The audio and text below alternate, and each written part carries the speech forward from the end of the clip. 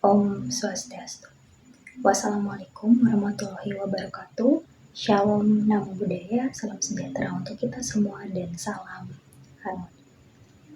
Perkenalkan, nama saya Putu Kencana Dewati dari Universitas Pendidikan Ganesha, Fakultas Ilmu Pendidikan, jurusan Ilmu Pendidikan, Psikologi dan Bimbingan, Prodi Bimbingan dan Konseling, dengan NIM 25110110066 dari kelas BKC semester 1. Pada mata kuliah Dasar-Dasar Bimbingan dan Konseling, dosen pengampu Profesor Dr. Iketodasana, MPD, dan Bapak WNEK Paramarta, SPD, MPD. Pada kesempatan kali ini, saya akan membuat sesi konseling verbatim dalam bentuk video ataupun lisan. Halo Asri, terima kasih sudah datang hari ini. Saya konselor BK dan saya di sini untuk mendengarkan apa yang kamu rasakan. Bagaimana kabarmu hari ini? Halo Bu, kabar saya biasa saja, tetapi agak sedikit lelah. Kamu bilang agak lelah. Sepertinya itu memengaruhi harimu. Apa yang membuatmu merasa lelah? Ya, dikarenakan saya kerja malam di kedai kopi sampai pukul 11 malam. Jadi itu membuat saya seperti kurang tidur. Jadi pekerjaan malam itu membuatmu kurang istirahat dan itu membuatmu lelah. Apalagi yang kamu rasakan selain lelah? Saya juga merasa tertekan karena nilai saya turun dan saya akhir-akhir ini sering menyontek. Kamu merasa tertekan dengan nilai turun dan kebiasaan menyontek. Itu pasti berat. Apa yang membuatmu memilih jalan itu? Karena saya takut mengecewakan orang tua saya. Mereka juga sering bertengkar dikarenakan uang.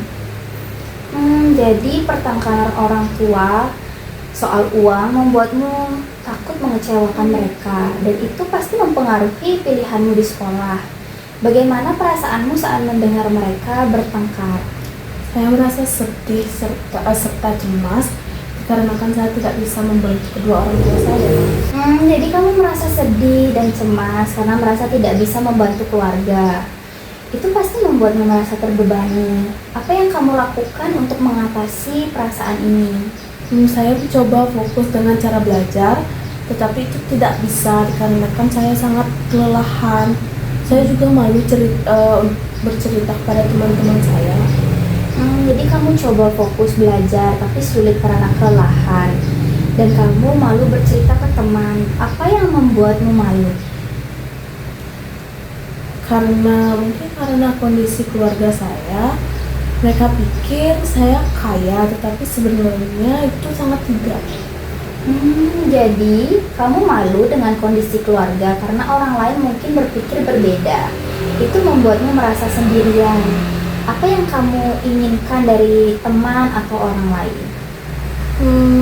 Saya ingin mempunyai teman yang bisa diajak untuk mengobrol, entah itu masalah keluarga saya ataupun masalah orang lain. Tetapi saya tidak memiliki kepercayaan yang tinggi. Jadi kamu ingin teman untuk mengobrol, tapi kurang percaya diri menghalangimu.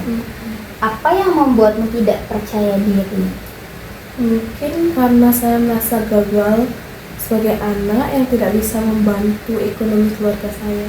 Kamu merasa gagal karena tidak bisa membantu ekonomi keluarga, dan itu mempengaruhi kepercayaan diri kamu. Bagaimana itu mempengaruhi motivasi belajarmu? Motivasi saya sangat turun dengan drastis. Saya juga sering terlambat dan tidak fokus saat belajar. Jadi motivasi belajarmu itu turun karena sering terlambat dan tidak fokus. Apa yang bisa kamu lakukan untuk meningkatkan itu lagi? Mungkin salah satunya mengurangi pekerjaan, tetapi di sisi lain keluarga saya juga membutuhkan uang. Jadi kamu perlu uang untuk keluarga, tapi pekerjaanmu itu membuat kamu kesulitan. Apa alternatif lain yang kamu pikirkan? Mungkin berbicara dengan kedua orang tua saya, tapi di sisi lain saya merasa takut. Jadi bicara dengan orang tua, apa yang membuatmu takut? Saya khawatir mereka berdua tambah bertengkar dan itu membuat mereka semakin marah. Jadi kamu khawatir mereka marah atau bertengkar lebih banyak. Itu wajar. Apa yang bisa kita lakukan di sini untuk membantumu? Mungkin salah satunya dengan cara berbicara dengan mereka. Baik, kita bisa latihan role play bicara dengan orang tua. Apalagi yang ingin kamu capai dari konseling ini? Saya ingin lebih percaya diri dan juga nilai saya yang sedikit naik seperti itu. Kamu ingin lebih percaya diri dan nilai naik. Itu tujuan yang bagus. Apa langkah kecil yang bisa kamu ambil minggu ini?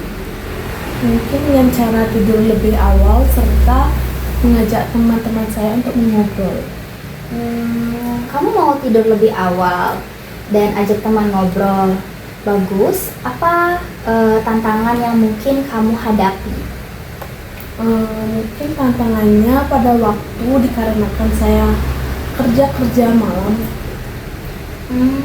Waktu sulit karena kerja malam. Kita bisa cari cara mengatur jadwal. Apa yang kamu rasakan sekarang setelah bicara ini? Saya merasa sedikit ringan dan juga saya merasa sedikit didengar oleh seseorang. Kamu merasa lebih ringan karena ada yang mendengarkan. Itu positif. Apa yang ingin kamu tanyakan sebelum kita tutup? Apakah saya normal jikalau saya merasa seperti ini? Ya, perasaan normal dalam situasi ini banyak orang mengalami hal serupa. Baik, terima kasih Bu. Sama-sama Asri. Sekarang mari kita rumuskan tujuan konseling jangka pendek. Pertama, tingkatkan waktu istirahat dengan tidur lebih awal minimal 7 jam per malam. Kedua, bangun kepercayaan diri, mulai latihan afirmasi harian. Kemudian yang ketiga, coba ajak satu teman ngobrol tentang hobi dan sekolah. Hobi di sekolah. Langkah selanjutnya, pertemuan berikutnya itu minggu depan. Kita akan evaluasi langkah ini dan latihan bicara dengan orang tua. Jika ada krisis, hubungi saya kapan saja. Terima kasih sudah datang. Sama-sama. Pada kesempatan kali ini saya akan menjelaskan ide pokok dan solusi dari saya. Nah, ide pokok dari analisis ini adalah bahwa kasus siswa ini mencerminkan dampak kompleks dari stres kronis akibat masalah keluarga dan tuntutan eksternal terhadap performa akademik. Kemudian kesehatan mental dan keseimbangan hidup remaja. Secara spesifik, siswa ini tuh mengalami penurunan motivasi intrinsik dan ekstrinsik berdasarkan teori kemandirian Deci dan Ryan, di mana motivasi belajar yang sebelumnya itu didorong oleh keinginan internal untuk sukses, kini tergantikan oleh tekanan eksternal seperti ekspektasi keluarga dan masyarakat Indonesia yang menekankan pencapaian akademik sebagai jaminan masa depan. Nah, ini diperburuk oleh stres yang tidak terkelola. Menurut model Lazarus dan Folkman, ini tuh di mana siswa gagal mengatasi ancaman seperti konflik keluarga dan kelelahan fisik. Nah, sehingga itu tuh mengembangkan gejala seperti kesalahan jangka panjang, kecemasan sosial, dan penurunan kepercayaan diri. Perilaku siswa dapat dikategorikan ke dalam 3 dominan utama, yaitu ada akademik, emosional, dan sosial. Dalam dominan akademik, penurunan nilai dari 80 sampai 85 terus menjadi 60 sampai 70 itu adalah keterlambatan dan kecenderungan menyontek, menunjukkan hilangnya disiplin dan rutinitas hidup yang disebabkan oleh kelelahan fisik dan mental akibat pekerjaan paruh waktu hingga pukul 11 malam. Nah, ini sesuai dengan penelitian Walker pada tahun 2017 tentang dampak kurang tidur terhadap memori dan konsentrasi, di mana siswa sulit berkonsentrasi di kelas dan bahkan tertidur. Secara emosional, gejala seperti ini tuh menghindari kontak mata, jawaban pendek, dan enggan berbagi pengalaman mencerminkan isolasi dan kecemasan yang bisa berkembang menjadi depresi ringan jika tidak ditangani. Nah, solusinya itu bisa rasa malu terhadap kondisi keluarga, membuat siswa itu menghindari sosialisasi, memperburuk perasaan, terasing, dan mengurangi dukungan sosial. Misalnya seperti yang dijelaskan dalam teori dukungan sosial Cohen dan Wills pada tahun 1985 yang seharusnya berfungsi sebagai buffer terhadap stres. Nah, adapun solusinya, berdasarkan ide pokok di atas, solusi yang saya rekomendasikan itu adalah pendekatan konseling komprehensif dan multidimensi, di mana mengintegrasikan teori motivasi intrinsik dan ekstrinsik, model stres ketahanan, dan serta teknik praktis seperti terapi kognitif atau perilaku, dan dukungan sosial juga. Nah, tujuan utamanya adalah membangun ketahanan siswa, meningkatkan motivasi intrinsik, mengolah stres, dan mencegah siklus negatif. Solusi ini itu harus melibatkan siswa, keluarga, sekolah, dan konselor dengan fokus pada pencegahan jangka panjang. Intervensi konseling individu sebagai langkah awal. Nah, konselor itu harus menggunakan CBT untuk mengubah pola pikir negatif seperti perasaan gagal yang mendorong menyontek.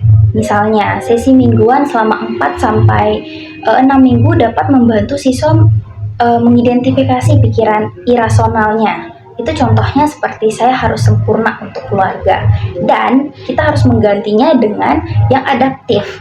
Contohnya seperti saya belajar dari kesalahan. Nah, ini itu didukung oleh teori kemandirian, di mana konselor itu mendorong motivasi intrinsik melalui kegiatan yang menyenangkan seperti hobi atau proyek kecil, bukan hanya tekanan nilai saja. Untuk mengelola stres, kita terapkan teknik relaksasi seperti mindfulness atau latihan pernapasan berdasarkan model dari Lazarus dan Folkman untuk meningkatkan coping skills-nya. Nah, keterlibatan keluarga dan sekolah. Kerjasama dengan orang tua penting untuk mengatasi konflik finansial, yang dimana konselor dapat memfasilitasi sesi keluarga untuk membahas komunikasi yang sehat. Mungkin dengan mediator agar rumah menjadi lingkungan pendukung. Kemudian di sekolah, guru dapat memberikan fleksibilitas seperti penjadwalan ulang ujian atau mendukung akademik tambahan sambil mengajari siswa manajemen waktu. Nah, ini itu mengurangi beban pekerjaan paruh waktu yang saat ini mengganggu tidur. Kemudian ada rekomendasinya. Nah, program pencegahan seperti workshop ketahanan mental di sekolah.